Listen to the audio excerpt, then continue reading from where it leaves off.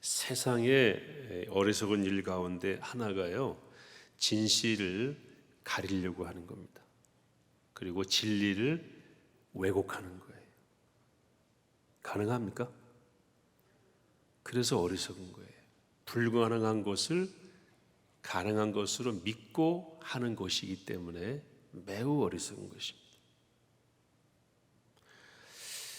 외국 선교사들이 1800년대 후반, 1900년대 초에 우리나라에 와서 조선 사람들을 대하면서 느낀 것 중에 몇 가지 공통점이 있어요. 첫째가 거짓말한다. 조선 사람들은 너무 거짓말을 잘한다. 여기서 하는 말이 다르고 저기서 하는 말이 다르고 나한테 한 말이 다르고 저 사람한테 한 말이 다르고 게으르다는 것도 있어요. 근데 이게 참 우리 사회의 문제인 것 같아요. 어리석은 사람들이 얼마나 많은지 몰라요. 계속 거짓말. 마틴 루터가 이런 말을 했다고 그래요. 하나의 거짓말을 감추기 위해서는 최소 7개의 거짓말을 해야 된대. 어떤 사람은 자기 이름이 구라래요. 구라. 참, 네 아버지 이름 뭐냐? 우리 아버지 구라예요. 그 이름을 물론 예명이겠죠. 그냥 우스갯소리로 제가 말씀드린 거 얘기를 합니다마는 당당히 구라할 수 있다. 그런 거 아닌가요? 모든 사람을 잠시 속일 수 있고 몇몇 사람을 영원히 속일 수는 있을지라도 모든 사람을 영원히 속일 수는 없다라는 미국에서 나온 말이 있대요. 이걸 에브라함 링컨이 했다는 주장이 있는데 또 아니라는 주장이 있으니까 뭐 누가 했던 그건 중요하지 않고 이 말은 맞죠. 잠시 몇 사람을 속일 수 있죠. 잠시 대중을 속일 수 있지만 모든 사람을 영원히 속일 수는 없다. 모든 사람을 영원히 속일 수 있다고 믿는 것은 뭐한 것이다? 어리석은 것이다. 아멘이시죠? 우리가 white lie 이런 말이 있어요. 영어로 white lie, 백색 거짓말. 밥 먹었어요? 딱 보니까 안 먹었다 그러면 이 집이 복잡해질 것 같아. 저도 그럴 때 있거든요. 그럼 예, 먹었어요. 사실은 먹었죠. 어제도 먹었으니까. 이런 거는 그냥 백색 거짓말. 저 오늘 옷차림 어때요? 아유, 좋아 보이네요. 아니, 이렇게 인사할 때 좋아 보이네요. 안 좋아 보이네요. 뭐 맞잖아요. 그리고 그렇게 나빠 보이지 않으면 좋아 보이는 거죠. 그렇게 하는 말은 그건 거짓말이 아니에요. 진실은 여기 있는데 특히 진실을 다투는 과정에서 계속 거짓말을 한다. 어리석은 일이죠. 그래서 진리와 진실을 가진 사람들, 이것을 전하는 사람들은 항상 도전에 직면하게 돼 있습니다. 그래서 어려움을 당하게 돼 있습니다. 그러니까 여러분, 예수님께서도 예언하셨잖아요. 나를 따라오려거든 뭐가 기다릴 것이다. 십자가인데 무슨 십자가입니까? 자기 십자가. 또 제자들에게는 너희들이 나 때문에 옥에 갇힐 수도 있다. 세상이 너희를 미워할 것인데 오히려 기뻐하라. 다 말씀하셨어요.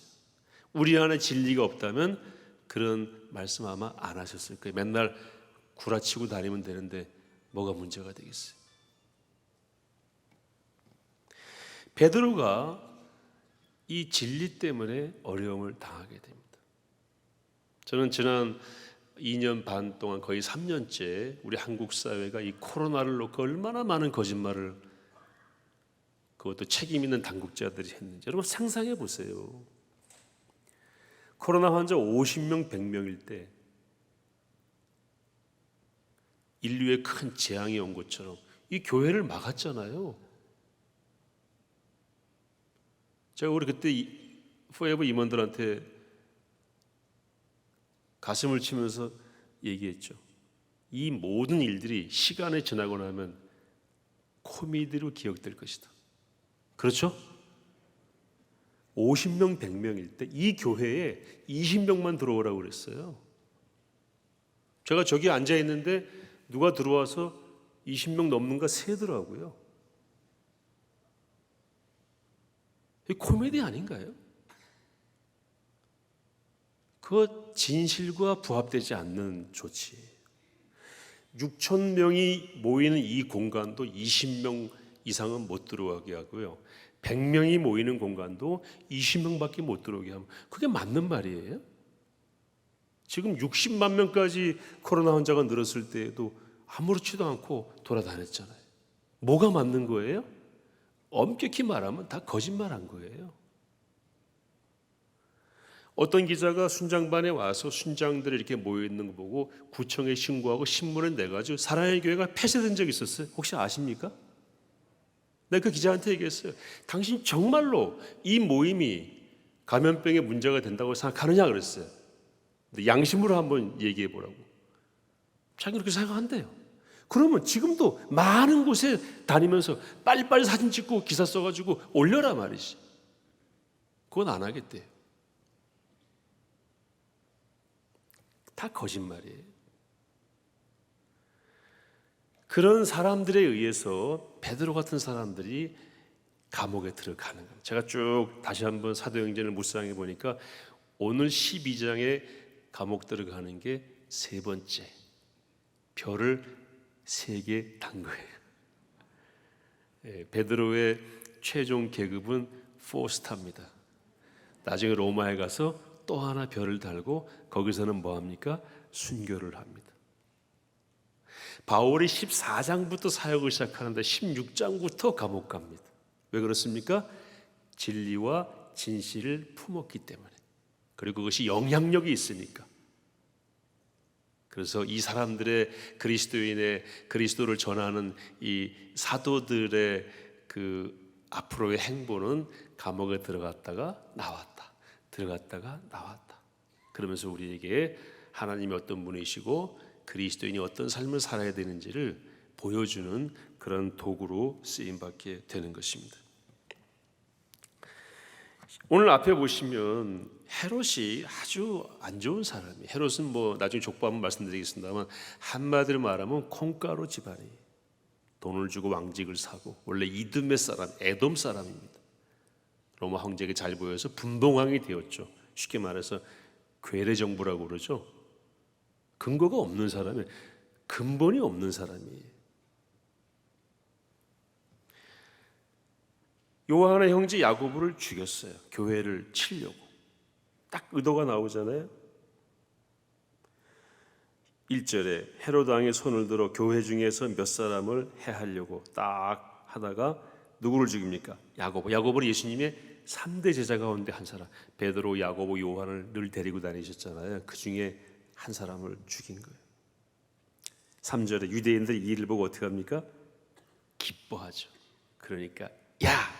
정치인 헤롯이 사람들이 기뻐하면 그게 좋은 거지 하고 또 더 센 누구를 잡아들인 겁니까? 베드로를 잡아들인 거예요. 사람들이 하는 일은 늘 이렇죠. 근데 그 베드로를 하나님 어떻게 하세요? 밤에 다 끄집어냈어요.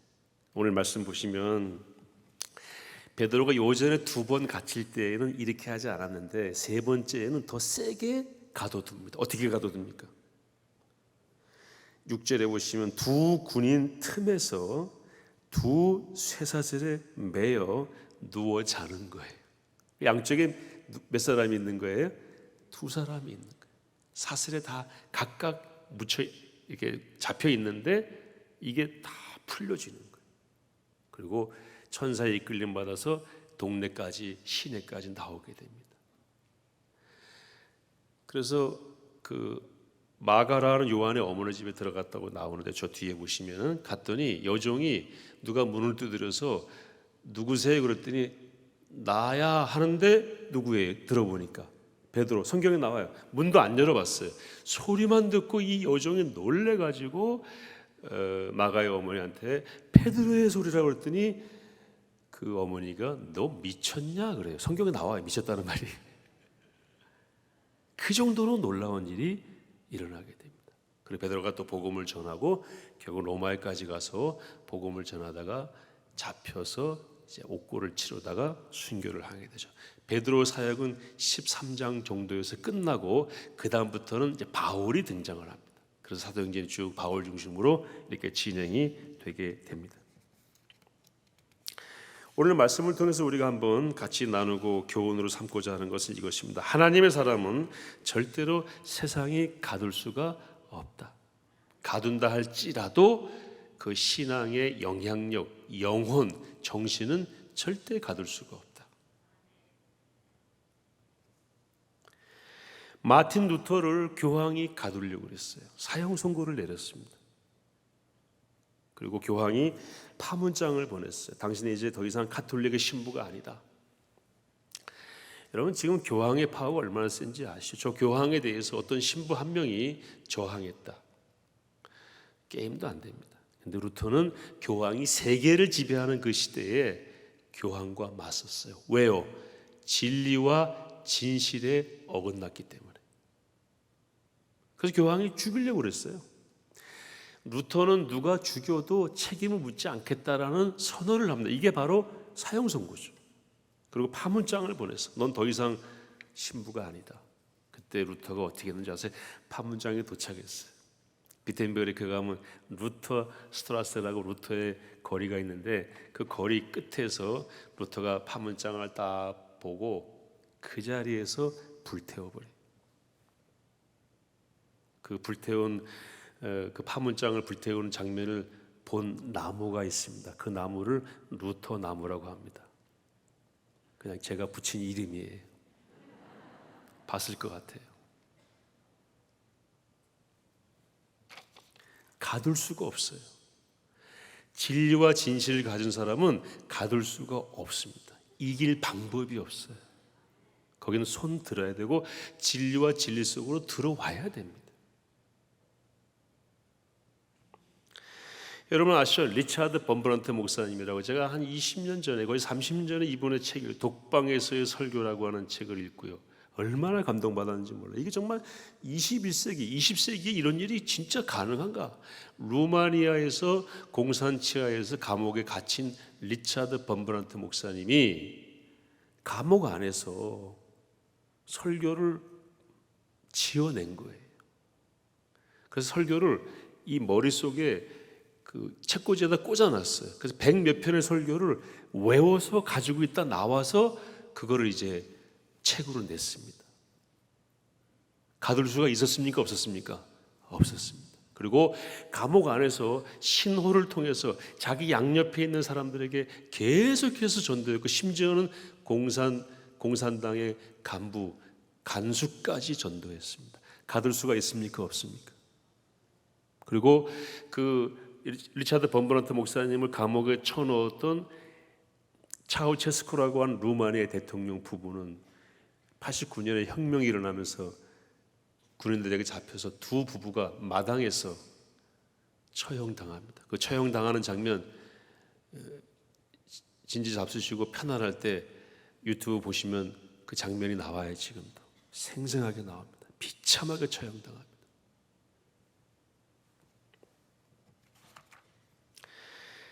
자, 교회에 하나님이 가둘 수가 없습니다. 사람이 가둘 수가 없습니다. 그리고 진리를 가진 사람, 하나님 믿는 사람을 사람이 가둘 수가 없습니다.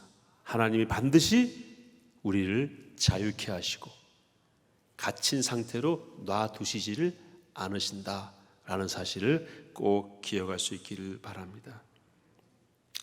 교회를 핍박한 정권, 교회를 핍박한 왕권, 교회를 핍박한 개인, 기업, 하나님이 그들을 가두십니다.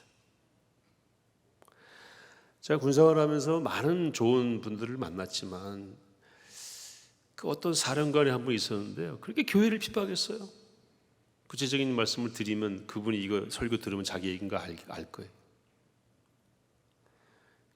감옥 갔어요. 교회와 저를 핍박했는데 감옥 갔거든요. 근데 어떤 간부를 저한테 보내왔어요. 그분이 나올 수 있도록 탄원서를 써줄 수 있겠냐고. 제가 써드렸겠습니까? 안 써드렸겠습니까? 써드려야죠. 본인이 깨달았겠죠. 그래서 써드렸어요. 그리고 얼마 있다가 석방이 된 걸로 알고 있습니다. 자, 보세요. 교회나 진리를 가진 그리스도인을, 교회나 진리를 억압하기 위해서 가둔 세력이나 정권이나 기업이나 개인은 누가 가두신다? 하나님이 반드시 가두십니다. 이 사건을 보고도 그 확신이 없는 분들은 믿음이 없는 거예요. 우리의 믿음은 무엇입니까? 이런 거에 대한 믿음이죠.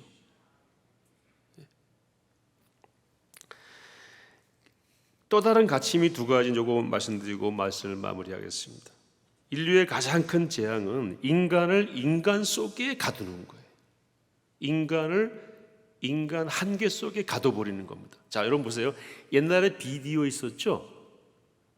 비디오 테이프 있었잖아요. 그걸 딱 넣으면은, 예를 들어서 배너라는 영화를 거기에 딱 집어넣고 틀면은 뭐가 나옵니까? 배너가 나오지 거기서 뭐 다른 게 나와요? 다른 게 나오면 그것도 보세요? 이거 어떻게 된 거야? 하고 꺼내서 살피기시겠죠. 인간을 인간 속에 가둔다는 건 뭐냐면 인본주의를 말하는데, 이것은 우리 한계 속에 우리를 딱 가둬버리는 거예요.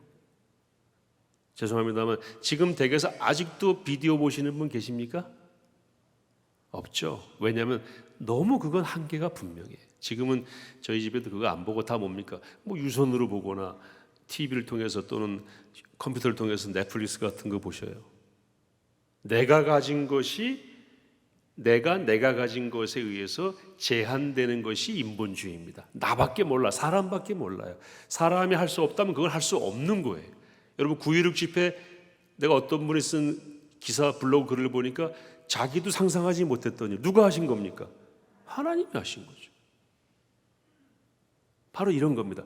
여기서 얻을 수 있는 또 다른 교훈은 뭐냐면 인류의 큰 재앙 가운데 하나가 인본주의입니다. 사람을 사람 안으로 가둬버리는 겁니다. 내 능력 이상을 할 수가 없다라고 단정하는 것입니다. 개인에게 오는 재앙은 뭐냐면 자기를 자기 속에 또 가두는 거예요. 그래서 우울증이 오기도 하고 패배주의에 빠집니다. 내가 태어난 것은 강원도 고성이야. 내가 태어난 것은 저 섬이야. 우리 아버지는 이런 분이셨고 우리 어머니는 이런 분이셨고, 자기를 가두는 거예요. 이거는 개인적인 패배주의. 이것도 안 됩니다. 하나님 믿는 사람은 무엇입니까? 내 능력 안에 나를 가두는 사람이 아니고, 나의 경험하는 나를 가두는 사람이 아니고, 하나님과 나를 어떻게 하는 겁니까? 연결한 사람이에요. 나는 내가 어떻게 쓰임받을지도 몰라요. 하나님이 쓰시면 감옥 안에서 나오는 것입니다. 지금 연세가 드셨지만 모릅니다. 아직도 어떻게 쓰임받으실지. 그 하나님을 믿고 하나님과 늘 연결되어서 하나님의 인도하심을 따라가겠다라고 자유를 스스로 선포하고 나를 내려놓고 주님 인도하시면 나를 의존하는, 그것이 그리스도인의 바른 정체성이라고 믿습니다. 사랑의 교회가 이렇게 쓰임받는 과정에서 많은 분들이 지난 7년, 과거 한 7년 동안의 어려움을 이야기를 하시더라고요. 그건 아마 우리 성도님들도 마찬가지일 거예요. 야, 그 어려움에 비하면 어제 그저께 이 엄청난 쓰임받는 이 상황은 참 놀랍다. 여러분, 놀랄 거 하나도 없습니다. 7년 전에, 그러니까 10년 전쯤에 사랑의 교회를 공격했던 그 사람들은요, 사랑의 교회 건축을 공격한 게 아니고요, 사랑의 교회 지도자를 공격한 게 아니고 9.16 같은 집회가 생기지 않아야 된다고 공격한 것입니다. 앞으로 사랑의 교회가 할 모든 일을 못하게 하려고 공격한 거예요. 그런데 그걸 우리가 이긴 겁니다. 우리가 이긴 게 아니고 하나님이 이기게 하셔서 쓰시는 것입니다. 가둘 수가 없어요. 그때 우리가 인본주의에 빠져서 또는 패배주의에 빠졌더라면 우리도 지는 겁니다. 거기에 갇혀 있으면 안 돼. 자, 우리는 지금 절망이다. 굉장히 어렵다. 그때 여러분 한 7년 동안에 초기 2, 3년 되게 어려우신 거 아시죠? 그때 포에버에서도 기도 많이 하셨죠? 베드로 갇혔지만 사람들이 기도한 것처럼. 그때 뭐가 보였습니까? 그렇지만 하나님과 연결된 사람들은요, 내가 죽는 한에 있어도 하나님의 교회는 지킨다, 진리는 지킨다, 진실은 지킨다, 이런 마음으로 막연하게 하나님이 하실 거라고 믿고 버틴 거예요.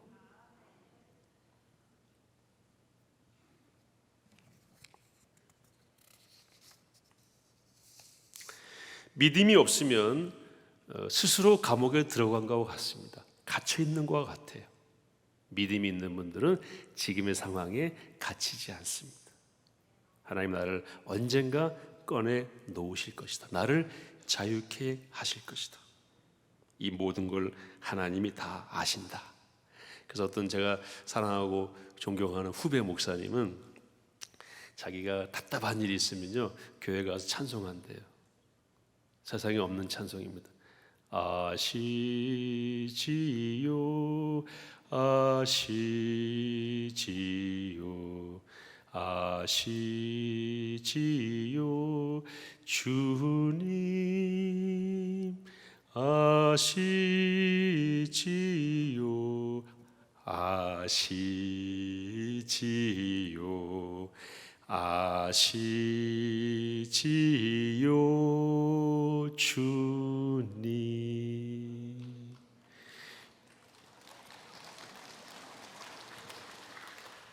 제가 찬양하고 박수 받은 거 처음인 것 같아요. 이거 한 30분 하면은요, 눈물 콧물 다 나오고 자기를 사로잡은 것으로부터 자유케 된대. 그래서 그분이 지금 건축도 크게 하시고 목회 너무너무 잘하세요. 어려움이 와도 스스로 갇혀버리면 안 됩니다. 가정적으로 어려움 있으시죠? 교회가 뭐 할 수 있습니다. 희망 고문하는 게 아니에요.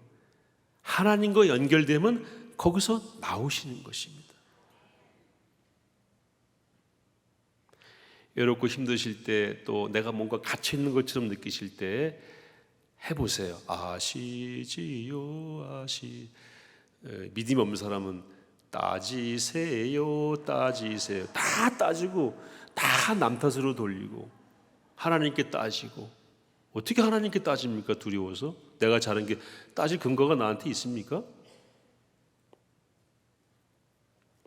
문제는 뭐냐면요, 우리가 정말 자유로울 때, 역사를 보면은, 교회사를 보면은요, 교회가 막 성장하다가 590년에 교황 제도가 서면서 교회가 엄청 안정기에 들어가면서, 그리고 국가가 교회를 위해서 오히려 지원을 하고 할 때부터 교회가 오염되기 시작해서 마틴 루터가 종교개혁 할 때까지 1000년 동안은 교회가 완전히 썩어 문드러졌을 때, 그래서 루터가 진리와 진실을 가지고 복음의 칼을 빼든 것이죠. 오히려 위험한 것은 언제냐면요, 모든 것이 좋을 때입니다. 여러분이 앞으로 지금부터 듣게 되실 용어 가운데 하나가 캔터베리 대주교라는 용어를 들으실 겁니다. 캔터베리 대주교는 영국의 국교인 성공회, 영국은 국교가 기독교입니다. 그 이름 우리가 성공회, 앵글리칸 처치라고 그러죠. 또는 에피스코팔 처치라고 그러는데 우리말로는 성공회라고 그래요. 거기 주교를 칭하는 명칭이 캔터베리 대주교입니다. 제가 이름을 적어왔는데 지금 이분 성함이 스틴 웰비라고 하는 분이래. 이분이 캔터베리 대주교가 영국 모든 교회 최고 성직자인데, 영국의 법에 의하면은 그 위에 누가 있냐면요, 왕이 있습니다. 그래서 영국 국가는 하나님이여 우리 왕을 보호하소서. 이제 우리 여왕에서 왕으로 이제 국가가 바뀔 거예요. 그래서 영국 교회와 영국 모든 국민들이 하나님께 기도하는 첫 번째 기도가 뭐냐면 여왕을 보호하소서. 그래서 저는 국가라고 보지 않고 왕가라고 봐요. 왕가. 그게 무슨 국가인가? 그런데 문제가 뭐냐면은 영국 교회 성공회의 캔터버리 대주교 그 웰버라고 하는 이 대주교, 이분이 문제가 아니고 그 위에 또 한 분이 계세요. 그분이 누굽니까? 왕이에요. 이걸 수장령이라고 합니다. 수장령, 머리 숫자, 으뜸장자. 교회의 으뜸은 누구다? 왕이다. 이게 문제예요. 그래서 여러분 역설적으로 헨리 8세 이후로 이제 영국의 교회가 가톨릭으로부터 독립되면서 왕이 영국 교회의 머리가 되는데 수장령 이렇게 되면서부터 영국 교회가 어떻게 됐겠어요? 어려움을 겪게 된다. 어떤 면에서 영적으로 왜? 뭐가 없기 때문에 감옥에 갇히는 일이 없기 때문에 국가가 보호하기 때문에. 그래서 찰스 3세가 이제 그 내년에 황제로 등극할 때에 그 모든 행사를 주관하는 사람이 캔터베리 대주교고 이번에 장례식도 마찬가지예요. 그 위에 누가 있기 때문에? 왕이 있기 때문에. 여러분 그리스도인의 삶은 옥에 갇혔다가 주님의 인도하심으로 나왔다가 다시 옥에 갇혔다가 나왔다가의 연속입니다. 그러면서 우리가 더 많은 어려움을 극복할 만한 영적인 근력을 키우고 그 과정에서 하나님과 지속적으로 만나는 그것이 그리스도인의 삶이에요. 영국 교회, 가톨릭 교회가 왜 문제가 있습니까? 너무너무 탄탄해요. 여기 있는 서울 성모병원은 전 세계에서 가장 큰 가톨릭 병원입니다. 성모는 뭡니까? 마리아 교회죠. 세인트 메리 호스피탈이 전 세계에 아마 수백 개가 있으니까 그 중에서 가장 큰 베드를 가진 병원이 성모병원입니다. 가톨릭은요 어마어마한 제국입니다. 어려움이 없어요. 그래서 뭐가 없습니까? 감옥에 갇히는 일이 없어요. 그러니까 뭐도 없어요? 나올 일도 없어요. 여러분 교회가 어려움 당하고 개인이 어려움 당하는 것은요 하나님의 일하심이 한 부분입니다. 하나님의 사랑의 표현입니다. 그 과정에서 주님과 더 깊이 교제하기를 원하시는 거고 하나님이 꺼낸 다음에 더 우리를 멀리 더 넓은 곳으로 보내시기 위해서 일하시는 과정인 것입니다. 그래서 베드로는 작은 감옥에서 큰 감옥으로 느슨한 감옥을 더 센 감옥으로 그래서 어디까지 갑니까? 로마에까지 가서 복음을 전하다가 영광스러운 순교를 감당하게 되었던 것입니다. 하나님의 이런 인도하심을 생활 속에서 역동적으로 경험하시기를 바랍니다. 갇히는 것 같은 상황이 있다 할지라도 우선 감사하고 하나님이 언젠가는 꺼내 주실 것이다. 세상에 나를 가둘 수가 없다. 나 스스로 나를 가둬서도 안 된다. 이런 교훈으로 이런 마음의 무장을 하시고 승리하시기를 소망합니다.